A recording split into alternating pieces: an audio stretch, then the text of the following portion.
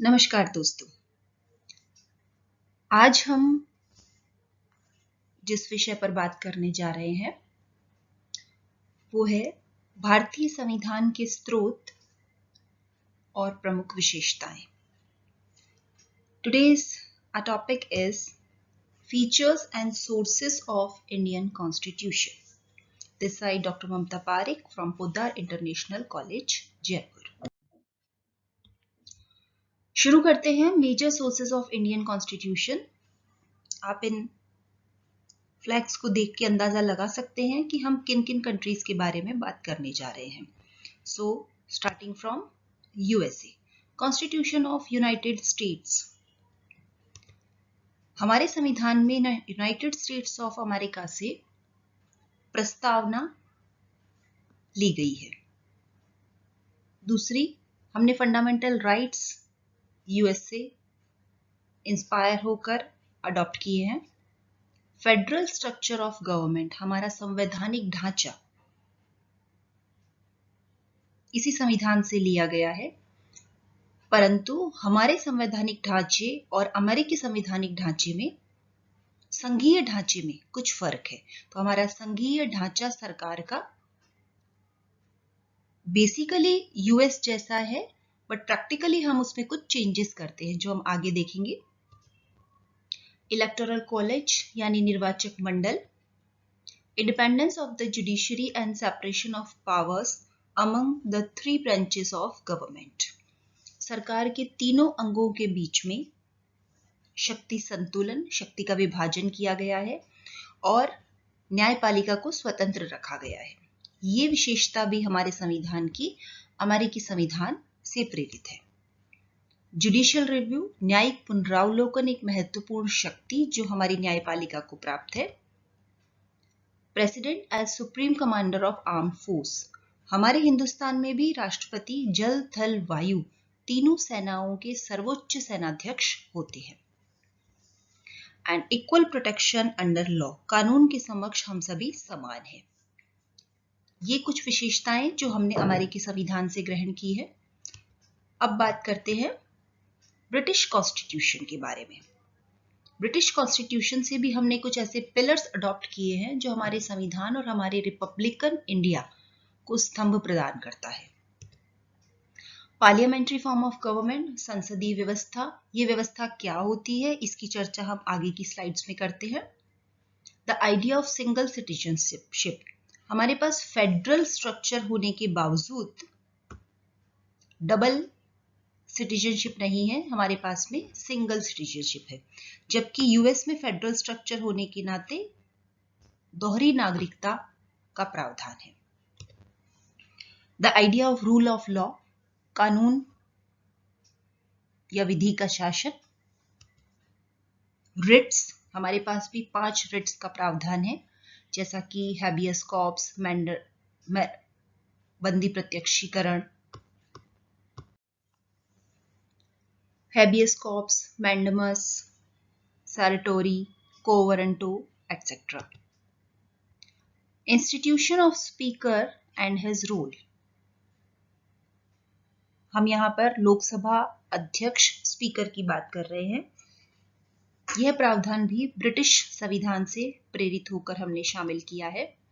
Law making procedure, हमारा कानून बनाने का पूरा प्रोसीजर की पूरी प्रक्रिया ब्रिटिश संविधान से मिलती जुलती है।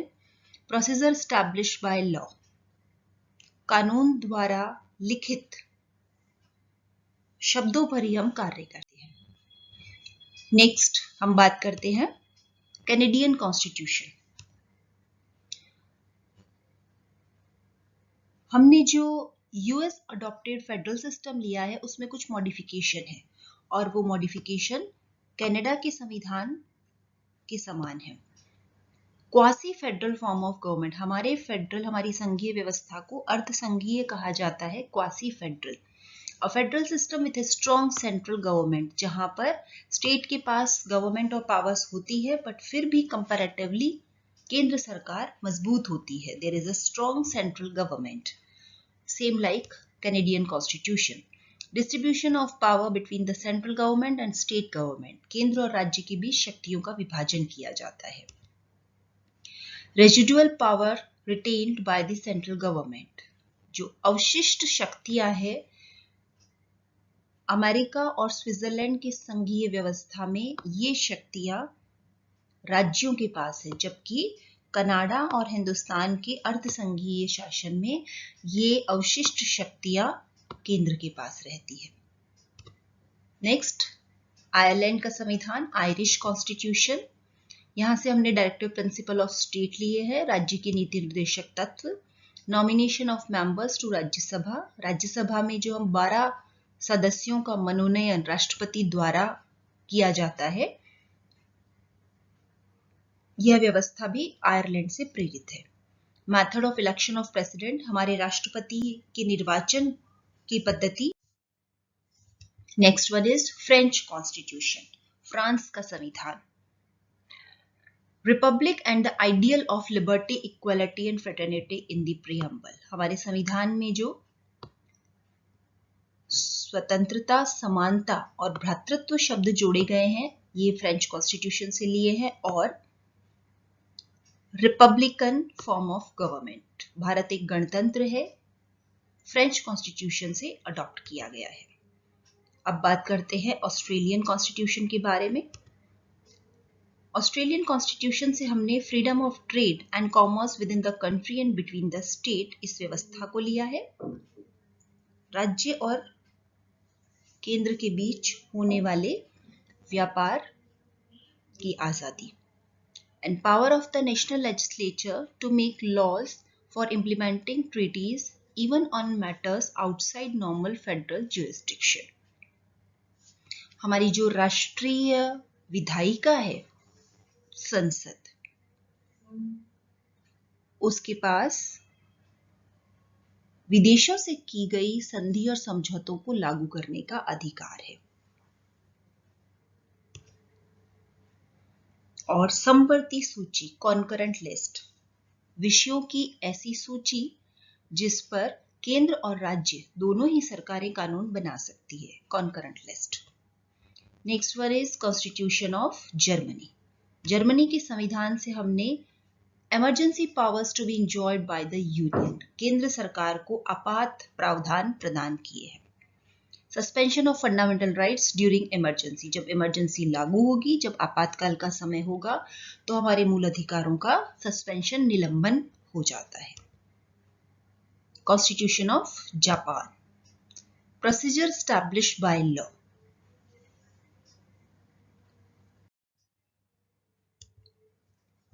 Let's come to USSR, Constitution of Soviet Union, fundamental duties article 51A में बाद में हमने ऐड की थी यूएसएसआर के संविधान से प्रेरित होकर, और a constitutional mandate planning commission to oversee the development of the economy. The next is South African constitution, procedure for amendment, हमने संशोधन की प्रक्रिया जो अपनाई है वो दक्षिण अफ्रीकी संविधान से प्रेरित होकर ली है। और राज्यसभा के सदस्यों का इलेक्शन जो कि अप्रत्यक्ष रूप से किया जाता है। रशिया का संविधान, रूस के संविधान से हमने फंडामेंटल ड्यूटीज ली है। An idea of social, economic and political justice in preamble, हमारी प्रस्तावना में सामाजिक, आर्थिक और राजनीतिक न्याय की चर्चा की गई है इस संविधान से प्रेरित होकर।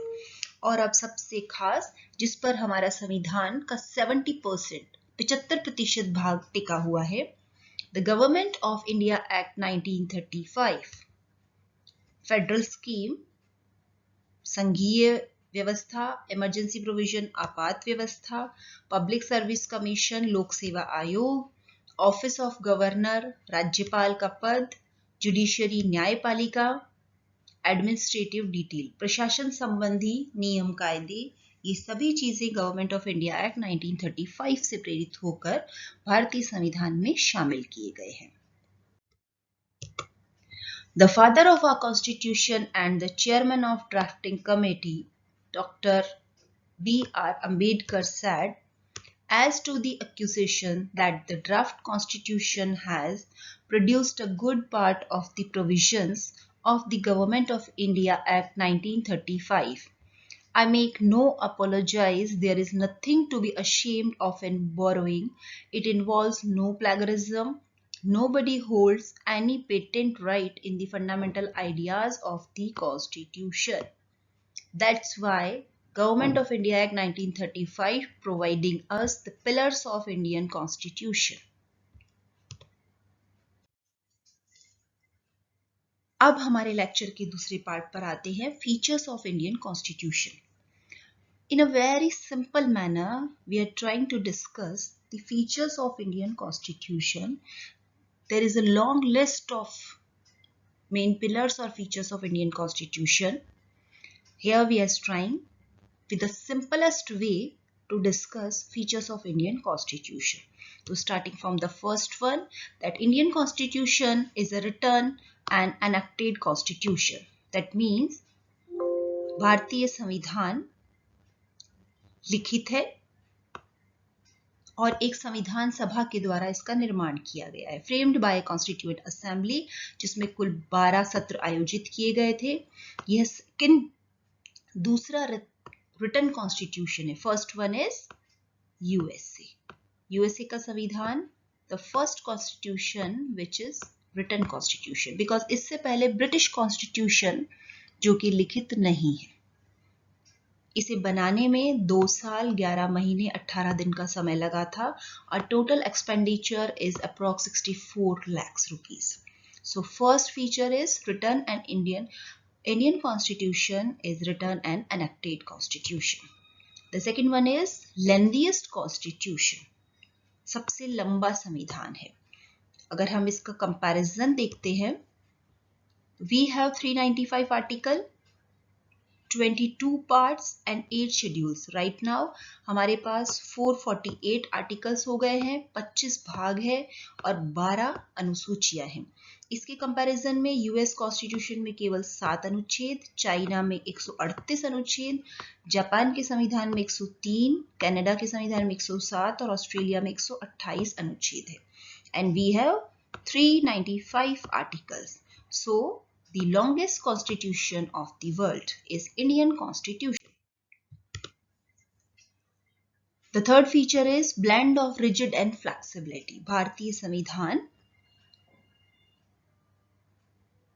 कठोरता और लचीलेपन का मिश्रण है. Depends on process of amendment. और किसी भी संविधान की फ्लेक्सिबिलिटी और रिजिडनेस उसके संशोधन प्रक्रिया पर निर्भर करती है. Amendment process. And Indian amendment process is with simple majority and special majority. In the Article 368, we have 3 processes to amend our constitution. हमने हमारे संविधान के अनुच्छेदों को ही 3 भागों में बांट दिया है, जहां कुछ संविधान के अनुच्छेद सिंपल मेजॉरिटी, संसद की सिंपल मेजॉरिटी से संशोधित किए जा सकते हैं. कुछ संविधान के अनुच्छेदों को संसद के दोनों सदनों, लोकसभा और राज्यसभा की स्पेशल मेजॉरिटी 2/3 मेजॉरिटी से संशोधित किया जाता है.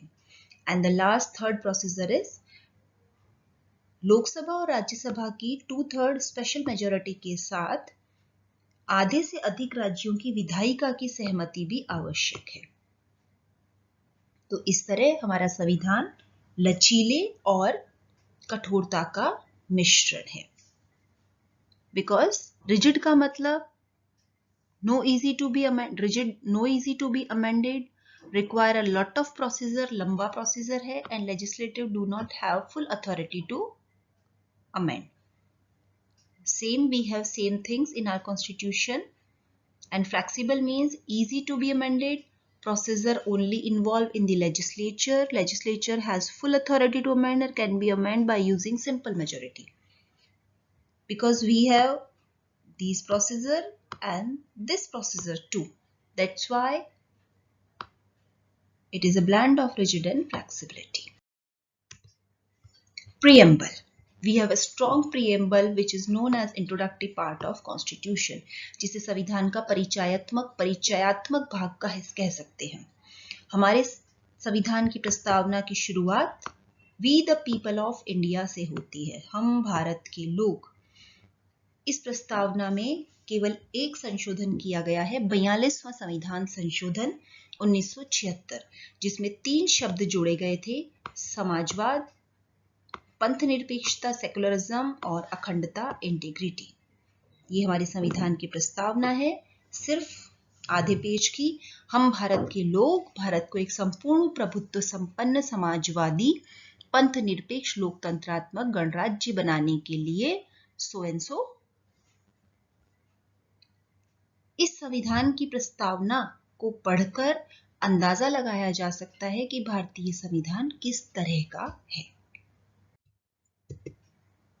Fundamental rights. We have a big chapter about fundamental rights in our constitution, part 3 and article 12 to 35.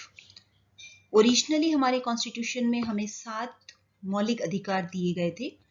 44th amendment 1979 के बाद संपत्ति के अधिकार का निरसन हो गया, रिपील्ड हो गया है, and right now we have 6 fundamental rights. The first one is right to equality, second right to freedom, third right to exploitation, right to freedom of religion, culture and educational right, and last one and most important fundamental right is right to constitutional remedies under Article 32. Directive principles. In part 4th, Articles 36 to 51, we have directive principles. We have few categories regarding directive principles. राज्य की नीति निर्देशक तत्वों से संबंधित हमारे पास कुछ श्रेणियां हैं। उदारवादी निर्देशक तत्व, समाजवादी, गांधीवादी विचारधारा और अंतरराष्ट्रीय और विदेश नीति से संबंधित, जो कि आर्टिकल 51 में लिखा गया है। Next we have fundamental duties in our constitution. Part 4th में आर्टिकल 51A जोड़कर 42nd अमेंडमेंट 1976 के थ्रू हमने 10 ड्यूटीज को संविधान में स्थान दिया था, और 2002 में 86 अमेंडमेंट के थ्रू हमने 11वां मौलिक कर्तव्य शामिल कर दिया है, जो है ड्यूटी ऑन एवरी पेरेंट और guardian to ensure that their child or ward was provided opportunities for education between the age of 6 and 14. 6 से लेकर 14 साल तक के बालक और बालिकाओं को शिक्षा प्राप्त हो रही है, यह कर्तव्य उनके अभिभावक और माता पिता का है। Federal system with unitary features. हमारे पास में यूएसए और स्विट्जरलैंड की भांति संघीय व्यवस्था नहीं है, हमने कैनेडियन संघीय व्यवस्था को अपनाया है। हमारा अनुच्छेद 1 कहता है that India is the state union of India, that is Bharat. States that India, that is Bharat, shall be a union of state. And KC विहर के शब्दों में this is a quasi federal, अर्ध संघीय व्यवस्था, जहां पर स्टेट गवर्नमेंट और central government साथ में काम करती हैं। The next one, we have parliamentary form of government. संसदीय व्यवस्था। संसदीय व्यवस्था से हमारा तात्पर्य जहां पर कार्यपालिका का प्रत्येक सदस्य व्यवस्थापिका का सदस्य होना अनिवार्य है, और कार्यपालिका अपने प्रत्येक कार्य के लिए व्यवस्थापिका के प्रति उत्तरदायी होती है। प्रत्येक मंत्री जो कार्यपालिका में कार्यरत है, वह व्यक्तिगत रूप से इंडिविजुअली ही is responsible to the prime minister and collectively he is responsible to lower house, लोक सभा। इसे संसदात्मक व्यवस्था कहा जाता है। Sovereign democratic secular Republic state. Bharat एक धर्मनिरपेक्ष लोकतांत्रिक संप्रभु गणतंत्रात्मक राज्य है। सॉवरन यानी आंतरिक और बाह्य रूप से भारतीय सरकार पर किसी तरह का कोई दबाव नहीं है। वी आर डेमोक्रेटिक क्योंकि हम लोकतांत्रिक तरीकों को अपनाते हैं। सेक्युलर, हमारे यहाँ कोई राष्ट्रीय धर्म नहीं है, हमने सभी धर्मों को समान स्थान दिया है। We have freedom to religion. And republic यानी गणतंत्र, जो हमने फ्रेंच कॉन्स्टिट्यूशन से लिया है, अडॉप्ट किया है। गणतंत्र का तात्पर्य है देश का प्रमुख प्रत्यक्ष या अप्रत्यक्ष रूप से जनता द्वारा चुना जाता है, जैसे कि भारत के राष्ट्रपति। सिंगल सिटीजनशिप, हमारे पास में एक एकल नागरिकता का प्रावधान है। हम सिर्फ और सिर्फ हिंदुस्तानी नागरिक है, राज्य की नागरिकता हमें प्राप्त नहीं है। यूनिवर्सल एडल्ट फ्रेंचाइज, वयस्क मताधिकार, अनुच्छेद 326 के तहत वयस्कता की आयु शुरू में 21 वर्ष रखी गई थी। 61वें संविधान संशोधन 1988 के थ्रू इसे बदलकर कम कर दिया गया 18 वर्ष, यानी 18 की एज में बिना किसी पक्षपात और भेदभाव के हम सभी हिंदुस्तानी नागरिक वोट देने के अधिकारी है। Integrated and independent judiciary, Hindustan की न्यायपालिका एकीकृत है और स्वतंत्र है। व्यवस्थापिका या कार्यपालिका का उस पर कोई नियंत्रण या प्रभाव नहीं है। हमारी जुडिशरी का सिस्टम, हमारी जुडिशरी का पदसोपान, hierarchy, top most supreme court, then राज्य स्तर पर हाई कोर्ट्स, जिला स्तर पर डिस्ट्रिक्ट कोर्ट्स, जो कि सिविल और क्रिमिनल रेवेन्यू, सिविल और क्रिमिनल केसेस को अलग अलग देखती है, और न्याय पंचायत, लोकल लेवल पर न्याय पंचायतें कार्य करती है। Public welfare state, India is a public welfare state, ये हमारे कॉन्स्टिट्यूशन में लिखा गया है। साधारण शब्दों में यदि हम समझें कि लोक कल्याणकारी राज्य क्या है, तो पालने से लेकर कब्र तक जब व्यक्ति के सारे कार्य सरकार की जिम्मेदारी हो, उसे हम लोक कल्याणकारी राज्य कहते हैं, public welfare state. Bicameral legislature, हमारी संसद में 2 सदन है, लोकसभा और राज्यसभा। राज्यसभा राज्यों का प्रतिनिधि सदन है और लोकसभा जो प्रत्यक्ष रूप से जनता द्वारा निर्वाचित प्रतिनिधियों से बनता है। Emergency provisions. We have 3 emergencies in our Indian Constitution. Under Article 352, अनुच्छेद 352 के तहत प्रोक्लेमेशन ऑफ नेशनल इमरजेंसी, राष्ट्रीय आपात की घोषणा की जा सकती है 3 स्थितियों में: युद्ध, बाहरी आक्रमण, एक्सटर्नल अग्रेशन, और इंटरनल रिबेलियन, सशस्त्र विद्रोह। 44th अमेंडमेंट से पहले सशस्त्र विद्रोह के स्थान पर आंतरिक अशांति शब्द था, जिसे 1979 में 44वें संशोधन के द्वारा परिवर्तित कर दिया गया है। आर्टिकल 356 के तहत राज्यों में राष्ट्रपति शासन लागू करना आपातकालीन प्रावधान है।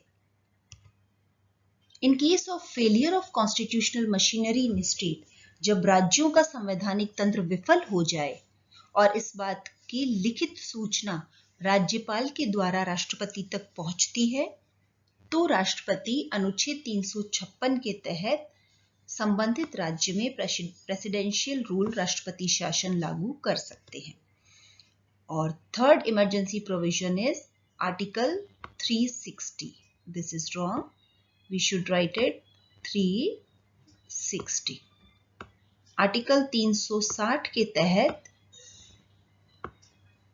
आर्थिक आपात की घोषणा की जा सकती है जब भारत की आर्थिक साख को खतरा उत्पन्न हो जाए, और आज तक इस अनुच्छेद का प्रयोग नहीं किया गया है।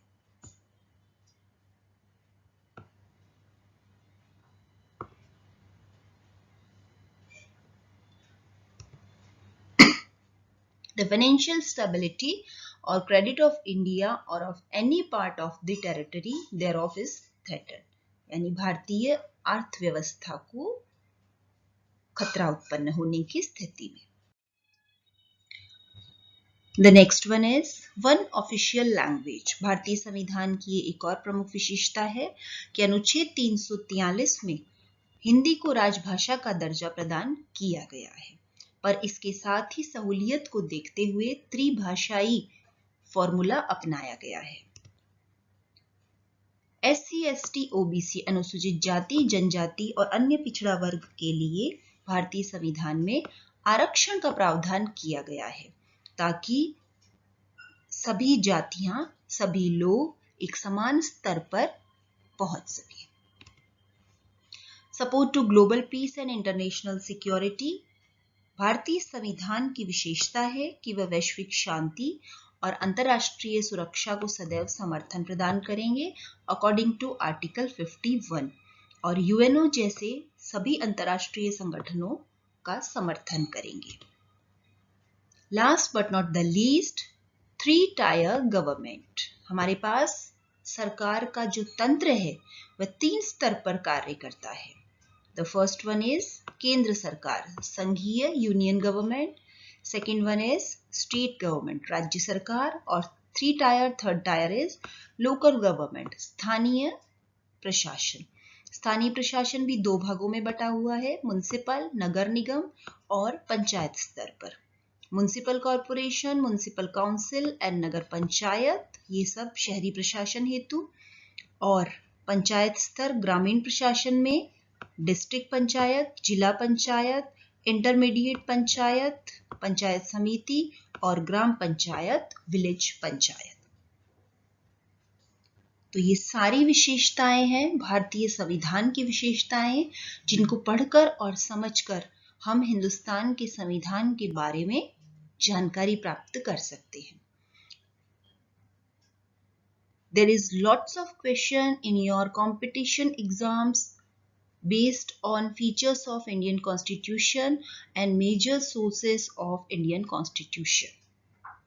This lecture will be helpful for your MCQs and short type of answers.